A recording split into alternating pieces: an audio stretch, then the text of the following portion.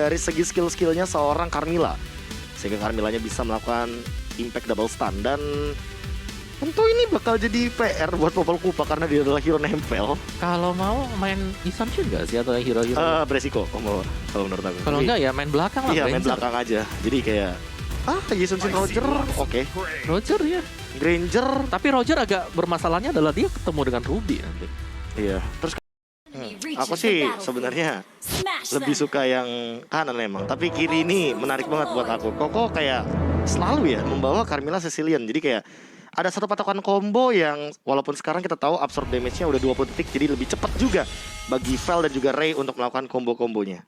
Combo satu lane berdua di area tengah dan ngebus banget sih combo bucin bye-byean di tengah karena iya berbye-bye ini berdua.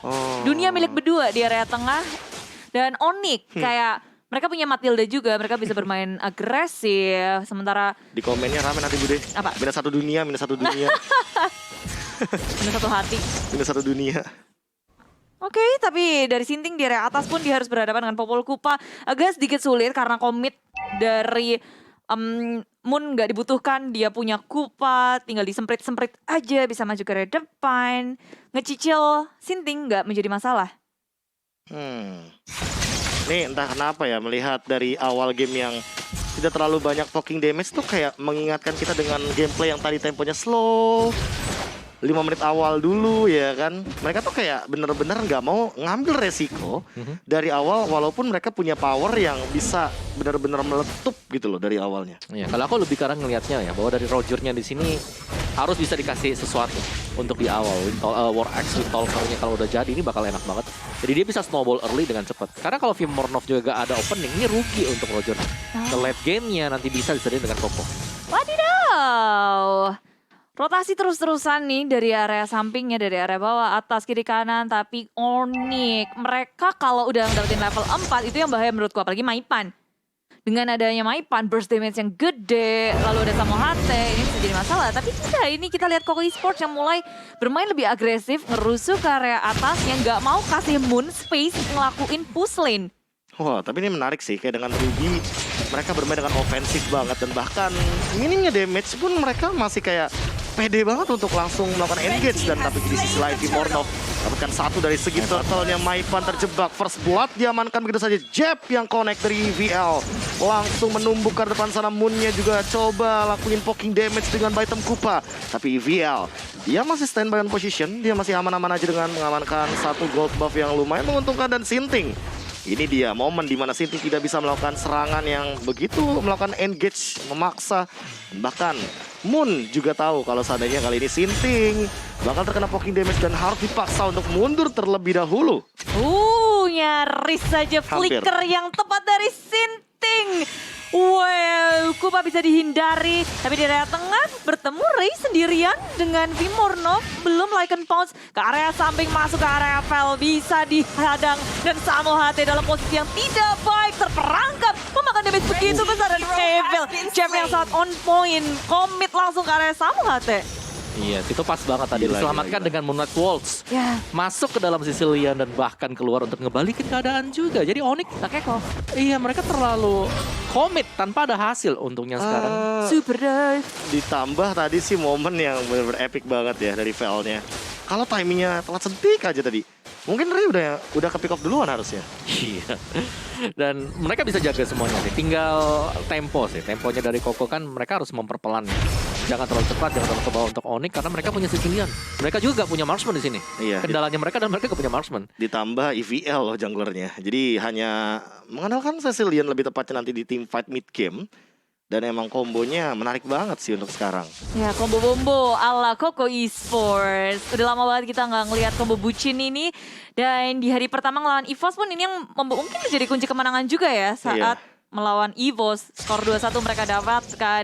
Dan banyak yang nggak nyangka kalau wow bisa seperti ini nih. Dan masuk ke area depan, Sinodity dikeluarkan, Maipan dalam bahaya. Don't Run Walking dikeluarkan, tapi Rafael memberikan damage burst yang sangat besar. Sinting dalam bahaya menjadi orang pertama yang harus tumbang disusul oleh Ray dan Evil. Serta Waltz harus bertemu dengan Gemini.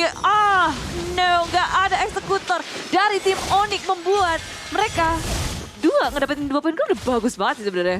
Tapi bahkan nggak ada yang menyangka kalau tiba-tiba Gemini pun hadir melakukan rotasi dan melepaskan lainnya begitu saja. Jadi kali ini Vimornov akan mengamankan satu turtle. Tapi di bottom lane kita bakal melihat ada satu plating yang mungkin akan diamankan begitu saja dengan cepatnya. Di sisi atas satu top lane, Moon ternyata yang diam-diam ngegrogotin turret karena Sinting juga melakukan rotasi tadi ke area river. Wow. Onyx mulai ngasih pressure di segala arah. Tetap dapat. Oh, dapat. Vimornov tetap dapat ternyata. Nyaris ya. Dengan Baterainya. DPS, ya. Karena kan sekarang kita tahu jungler punya true damage selama 2 detik.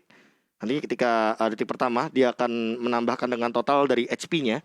Dan tadi barusan di retribution, untungnya true Untungnya damage-nya.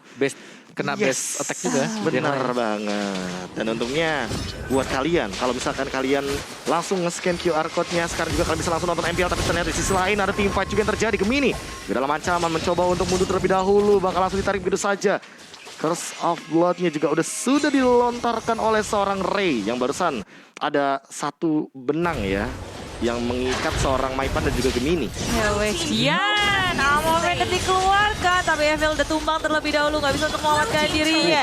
Dengan ada Falling Star Moon ke area lini belakang, membuyarkan lini belakang dari Koko Esports, tim Onyx.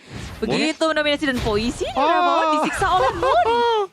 Satu hit terakhir ternyata masih mampu untuk selamat daripada seorang Poisinya. Dan ini akan menjadi keuntungan karena Moon sudah mencuri 2 turret begitu saja Om Wawa. Yes, dan Moonnya yang bebas juga tadi dia dapetin di atas, dia dapetin di bawah juga, dan bahkan dia dapetin kesempatan tadi untuk mukul mundur. Itu udah banyak banget XP dengan gold yang bisa diraih oleh dia juga. Apalagi teman-teman yang lain ini bisa ngerusuh 4 lawan 5. Oh lala, di area atas juga. Ini Ray. mereka ngegaruk semua turret sih. Bahkan mau lebih, Sinting dalam ancaman juga kali ini, tapi masih ada flicker sama sepertinya miscalculation di sana.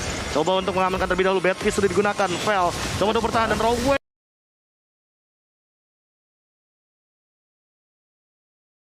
Terkena item Kupa, langsung dimakan sama Moonnya. Killing spree pun diamankan 3 poin kill tanpa adanya tumbang sama sekali. Plus 2 kali invade jungle dilakukan Vimornov, berhasil kali ini di menit yang ke-7 Bude Monster. Ya, dominasi yang sudah terasa. Koko Esports mulai terkandangi. Mereka mau gerak kemanapun selalu bertemu dengan player tim Onyx.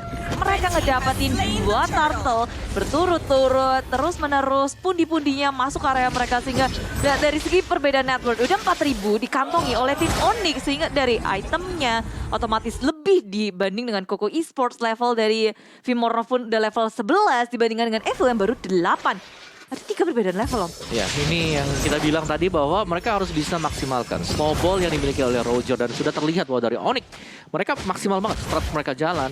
Popol kupanya dapat, Rogernya juga, bahkan Vimornovnya ini dapetin level yang besar. Ini tinggal mereka bagaimana nabrak aja sekarang. Karena yang bisa nahan cuman Vel, dan Vel ini masih butuh item. Terus serang dengan tampaknya Marksman juga agak kurang nanti di mid game untuk Koko Esports. Oh, Sanguin Call dikeluarkan, gak ada yang connect, dan Bandit mendapatkan Maipan seorang diri, gak ada follow up damage-nya, sehingga Maipan bisa kabur selamat tanpa ada burst, dan banyak resource yang udah keluar. Yes, tapi kali ini lihat di depan sana Samo sendirian mencoba untuk ngebait aja Gemini dengan Falling Star Moon-nya. Ray dalam ancaman, tapi kali ini langsung connect karena depan sana Simpling Eagle-nya dapetin Ray dan juga IPL yang harus tumbangkan. Looking FOMO, Vel-nya tumbang, Vimornov tetap di double kill, dan masih mau lebih lagi. Poisi, dia mencoba untuk menahan tubuhnya tapi gak bisa. Mega kill pun tidak bisa dihindari lagi. Moon dengan 4 killnya kali ini mendapatkan 4 member dari Koko Esports. Turret di arah bottom lane juga dirontokin, dan Vimornov dia udah recall di depan sana.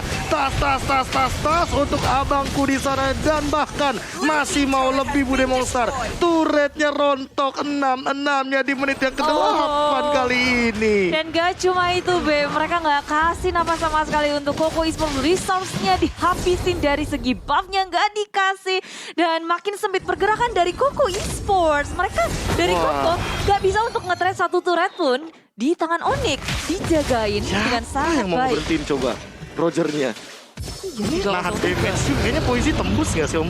Semua sih udah mulai tembus ya. Karena perbedaan atribut, perbedaan level itemnya juga, ini Rogernya udah menjadi satu Level permasalahan. 14. Bentar lagi maksimal. Benar, belum lagi masih ada Moon. Bentar, dia bisa level 15 menit 9 loh. Oh enggak. Mau questnya Valentina di bawah menit 10.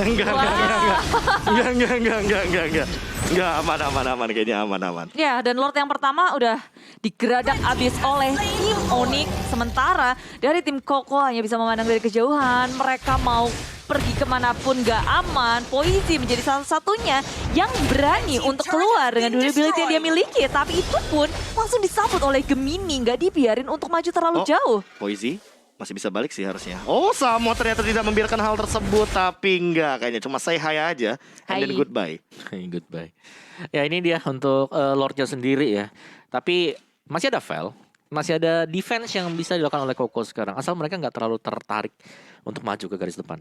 Karena mereka harus bisa merelakan untuk Lord yang pertama. Atau bahkan Lord kedua, Lord ketiga ini harus dikasih ke Onyx. Sambil mereka ke defense. Oke, Sapling Eagle sudah dibuka ke depan sana. Tapi kali ini Samo terjebak. Apakah masih bisa untuk mundur? Masih mampu untuk mundur. Polisarmon digunakan. Gemini bakal loncat ke depan sana. Tapi Poisi yang bakal terancam. Lihat cakarannya. Langsung benar-benar memukul mundur seorang Poisi. Dan tidak mau lebih. Kali ini Poisi juga harus lebih bersabar. Sementara Maipan mencari seseorang di depan sana. Langsung ada Raw Wave juga memporak-porandakan pasukan dari teman-teman Koko Esports. Dan langsung bubar jalan. Masih ada Gemini lagi. Follow up ke arah depan. Cepat banget daripada seorang Gemini. Tapi hampir menemukan karena Sinting.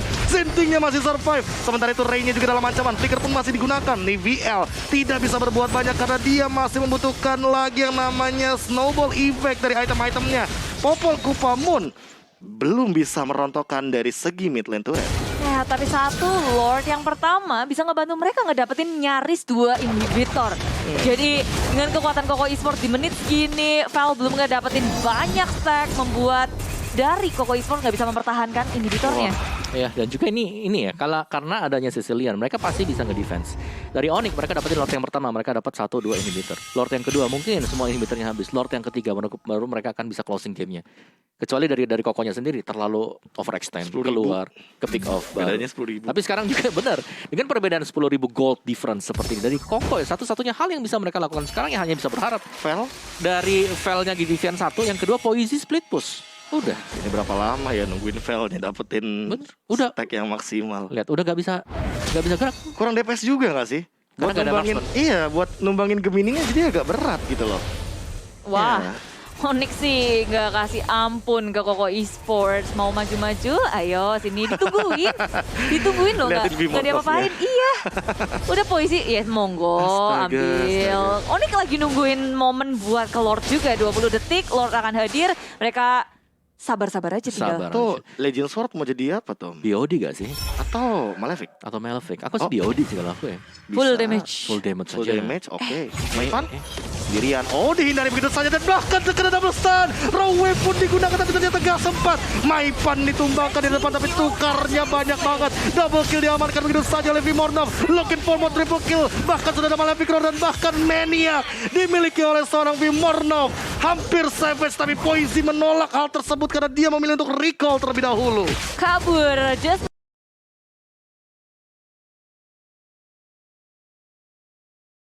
move yang dilakukan oleh Koko Esports atau gerakan yang mungkin mereka ingin lakukan itu gagal dan langsung di counter dengan hilangnya base turret karena Poisi Oh gak my akan bisa melakukan God. defense seorang diri. Onyx Prodigy mendapatkan kemenangan secara mutlak.